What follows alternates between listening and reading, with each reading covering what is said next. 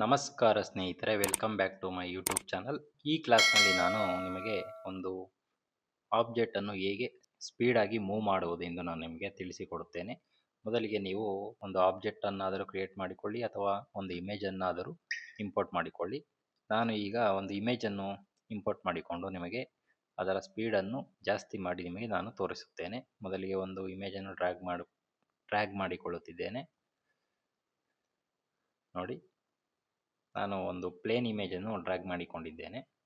ಈ ಇಮೇಜನ್ನು ನಾನು ಮೊದಲ ಫ್ರೇಮ್ಗೆ ಟಾಪಲ್ಲಿ ಪ್ಲೇಸ್ ಮಾಡುತ್ತಿದ್ದೇನೆ ಹಾಗೂ ಇದರ ಸೈಜನ್ನು ಕಮ್ಮಿ ಮಾಡುತ್ತೇನೆ.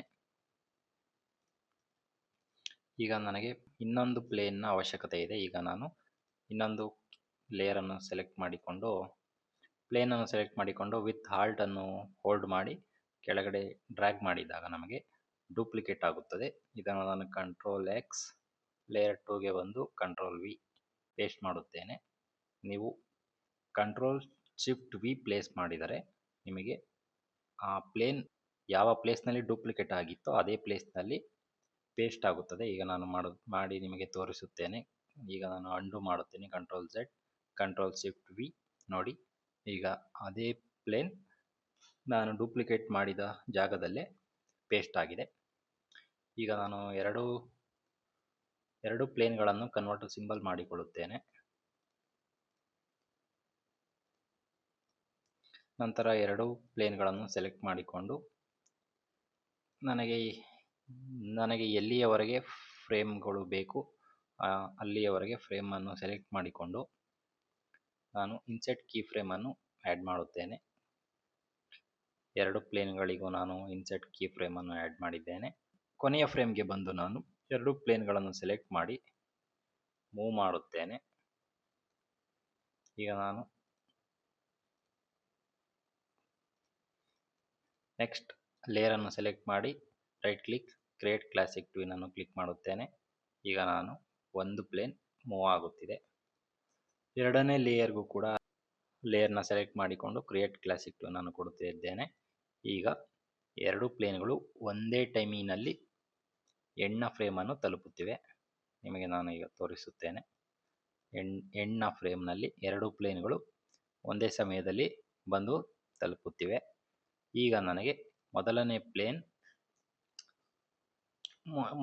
ಪ್ಲೇನ್ನ ಸ್ಪೀಡನ್ನು ನಾನು ಇನ್ಕ್ರೀಸ್ ಮಾಡುತ್ತೇನೆ.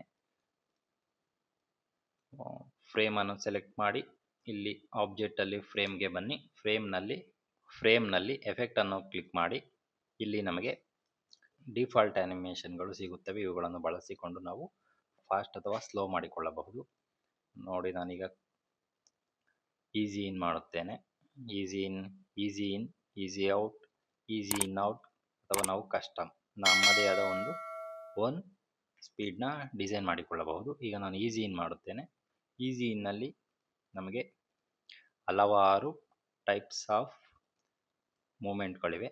ಇವುಗಳನ್ನು ನಾವು ಬಳಸಿಕೊಂಡು ಆ್ಯನಿಮೇಷನ್ ಮಾಡಿಕೊಳ್ಳಬಹುದು. ಈಗ ನಾನು ಈ ಬೌನ್ಸನ್ನು ಕ್ಲಿಕ್ ಮಾಡುತ್ತೇನೆ. ಈ ಬೌನ್ಸನ್ನು ನೀವು ಯೂಸ್ ಮಾಡಬೇಕು ಅಂದರೆ ಬೌನ್ಸನ್ನು ಡಬಲ್ ಕ್ಲಿಕ್ ಮಾಡಿ ಅದು ಆ್ಯಕ್ಟಿವೇಟ್ ಆಗಿರುತ್ತದೆ. ಈಗ ನಾನು ಪ್ಲೇ ಮಾಡಿ ನಿಮಗೆ ತೋರಿಸುತ್ತೇನೆ. ನೋಡಿ, ಪ್ಲೇನ್ 2 ಯಾವ ರೀತಿ ಮೂಮೆಂಟ್ ಆಗುತ್ತಿದೆ ಎಂದು ನೀವು ನೋಡಬಹುದು. ಈಗ ನಾನು ಟಾಪ್ನಲ್ಲಿರುವ ಪ್ಲೇನ್ಗೆ ಸ್ಪೀಡನ್ನು ಇನ್ಕ್ರೀಸ್ ಮಾಡುತ್ತೇನೆ. ಫ್ರೇಮನ್ನು ಸೆಲೆಕ್ಟ್ ಮಾಡಿ ಕ್ಲಾಸಿಕ್ ಈಸಿಯನ್ನು ಕ್ಲಿಕ್ ಮಾಡಿಕೊಂಡು ನನಗೆ ಯಾವ ಮೂಮೆಂಟ್ ಬೇಕೋ ಆ ಮೂಮೆಂಟನ್ನು ನಾನು ನೀಡುತ್ತಿದ್ದೇನೆ. ಈಸಿ ಔಟ್ಗೆ ಬಂದು ಇದನ್ನು ಯೂಸ್ ಮಾಡುತ್ತೇನೆ. ಈಗ ಪ್ಲೇ ಮಾಡುತ್ತೇನೆ.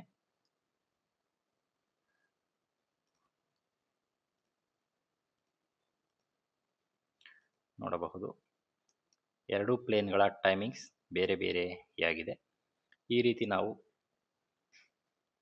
ಯೂಸ್ ಮಾಡಿಕೊಳ್ಳಬಹುದು. ಹಾಗೂ ನಾನು ಇದನ್ನು ನನ್ನದೇ ಆದ ಒಂದು ಸ್ಪೀಡ್ನಲ್ಲಿ ಮಾಡಿ ನಿಮಗೆ ತೋರಿಸುತ್ತೇನೆ.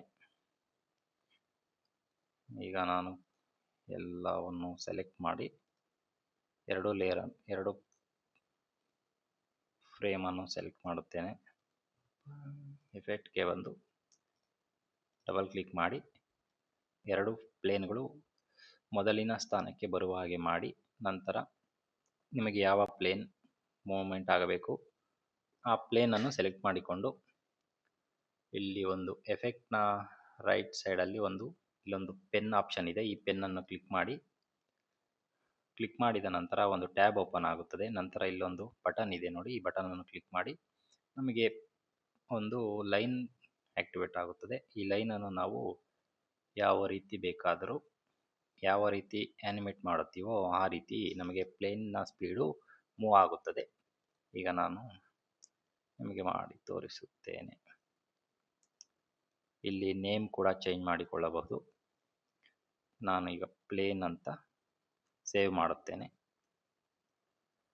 ಈಗ ನಂತರ ಸೇವ್ ಟು ಅಪ್ಲೈ ಕೊಟ್ಟಾಗ ಆ ಸ್ಪೀಡು ಆ ಪ್ಲೇನ್ಗೆ ಆಕ್ಟಿವೇಟ್ ಆಗಿರುತ್ತದೆ. ಈಗ ನಾನು ಪ್ಲೇ ಮಾಡಿ ತೋರಿಸುತ್ತೇನೆ ನೋಡಿ, ಸ್ಲೋ ಆಗಿ ಬಂದು ಸ್ಪೀಡಾಗಿ ಮೂವ್ ಆಗುತ್ತಿದೆ. ಟಾಪ್ನಲ್ಲಿರುವ ಪ್ಲೇನನ್ನು ನೀವು ಅಬ್ಸರ್ವ್ ಮಾಡಿ.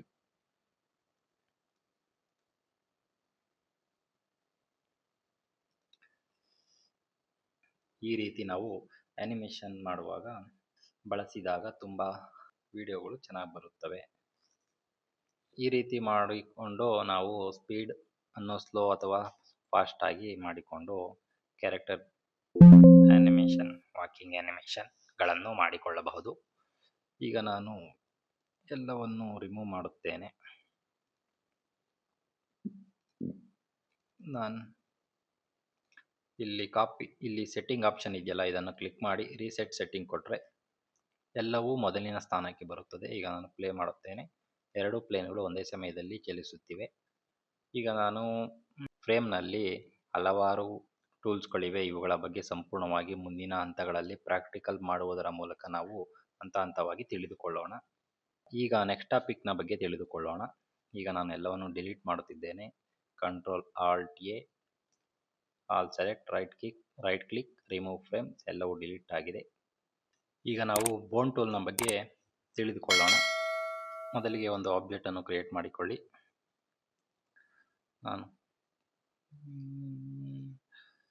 ಒಂದು ಆಬ್ಜೆಕ್ಟನ್ನು ಕ್ರಿಯೇಟ್ ಮಾಡಿಕೊಳ್ಳಿ. ನಂತರ ಈ ಆಬ್ಜೆಕ್ಟ್ನ ಫಿಲ್ ಕಲರ್ ಮನುಷ್ಯನ ಚರ್ಮದ ಕಲರ್ಗೆ ಮ್ಯಾಚ್ ಆಗುವ ರೀತಿ ನೀವು ಕಲರನ್ನು ಸೆಲೆಕ್ಟ್ ಮಾಡಿಕೊಳ್ಳಿ. ನಂತರ ಈ ಆಬ್ಜೆಕ್ಟನ್ನು ಸೆಲೆಕ್ಷನ್ ಟೂಲನ್ನು ಕ್ಲಿಕ್ ಮಾಡಿ ಆ ಕಾರ್ನರ್ಗೆ ಕರ್ಸರನ್ನು ತಂದು ಡ್ರ್ಯಾಗ್ ಮಾಡಿದಾಗ ನಮಗೆ ಕಾರ್ನರ್ಗಳು ರೌಂಡ್ ಶೇಪ್ ಬರುತ್ತದೆ. ನಂತರ ಈ ಆಬ್ಜೆಕ್ಟನ್ನು ರೈಟ್ ಕ್ಲಿಕ್ ಮಾಡಿ ಕನ್ವರ್ಟರ್ ಸಿಂಬಲ್ ಮಾಡಿಕೊಳ್ಳಿ. ನಂತರ ಒಂದು ಡೂಪ್ಲಿಕೇಟ್ ಮಾಡಿಕೊಳ್ಳುತ್ತೇನೆ. ಈಗ ಮತ್ತೊಂದು ಎಲಿಪ್ಸನ್ನು ಕೂಡ ಕ್ರಿಯೇಟ್ ಮಾಡಿಕೊಳ್ಳುತ್ತೇನೆ. ಇನ್ನೊಂದು ಎಲಿಪ್ಸನ್ನು ಕೂಡ ವಿತ್ ಶಿಫ್ಟನ್ನು ಹೋಲ್ಡ್ ಮಾಡಿ ಕ್ರಿಯೇಟ್ ಮಾಡಿಕೊಳ್ಳುತ್ತೇನೆ. ಎಲಿಪ್ಸನ್ನು ಕನ್ವರ್ಟರ್ ಸಿಂಬಲ್ ಮಾಡಿಕೊಳ್ಳುತ್ತೇನೆ.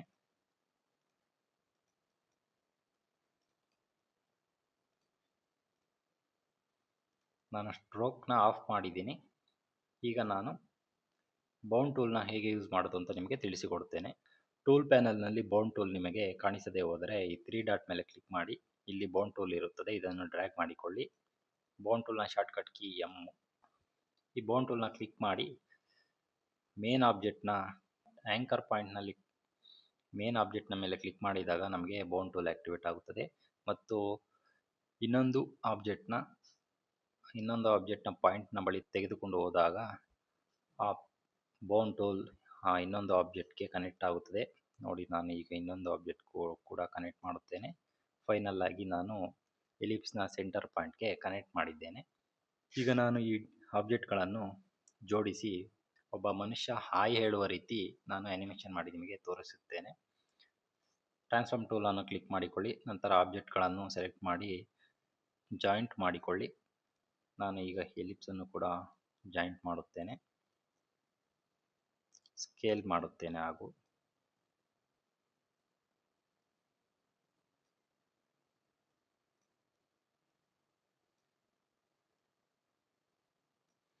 ನಮಗೆ ಈ ಹ್ಯಾಂಡನ್ನು ಆ್ಯನಿಮೇಷನ್ ಮಾಡಲು ಇದನ್ನು ಕೀಯಾಗಿ ನಾನು ಬಳಸುತ್ತೇನೆ. ನಂತರ ಈಗ ನಾನು ಆ್ಯನಿಮೇಷನ್ ಮಾಡಿ ನಿಮಗೆ ತೋರಿಸುತ್ತೇನೆ. ನಾನು ಫ್ರೇಮನ್ನು ಸೆಲೆಕ್ಟ್ ಮಾಡಿ ಇನ್ಸೆಟ್ ಕೀ ಫ್ರೇಮನ್ನು ಆ್ಯಡ್ ಮಾಡಿದ್ದೇನೆ. ನಂತರ ಸೆಲೆಕ್ಷನ್ ಟೂಲನ್ನು ಯೂಸ್ ಮಾಡಿ ನಾನು ಈ ಆ್ಯಂಗಲನ್ನು ಚೇಂಜ್ ಮಾಡುತ್ತೇನೆ. ನೋಡಿ,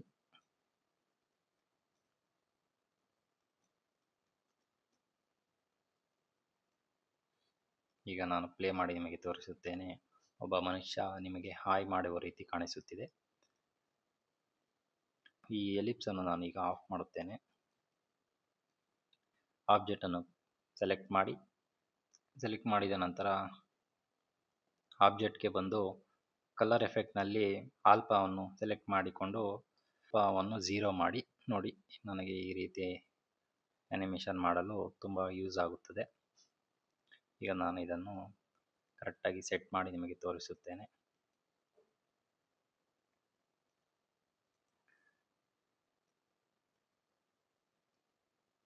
ಪ್ಲೇ ಮಾಡಿ ನಿಮಗೆ ತೋರಿಸುತ್ತೇನೆ. ಒಬ್ಬ ಮನುಷ್ಯ ನಿಮಗೆ ಹಲೋ ಮಾಡುತ್ತಿದ್ದಾನೆ, ನೀವು ಕೂಡ ಹಾಯ್ ಮಾಡಿ.